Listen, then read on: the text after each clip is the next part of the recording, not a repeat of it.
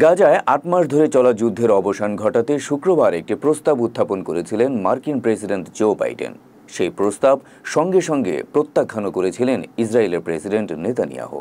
তবে একদিন পর হতেই সিদ্ধান্ত পরিবর্তন করেছেন তিনি।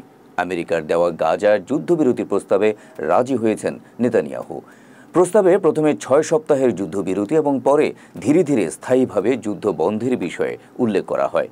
সেই সাথে দুই দেশে থাকা বন্দী বা জিম্মিদের মুক্তি এবং অবাধে ত্রাণ সরবরাহের অনুমতির বিষয়গুলো ছিল।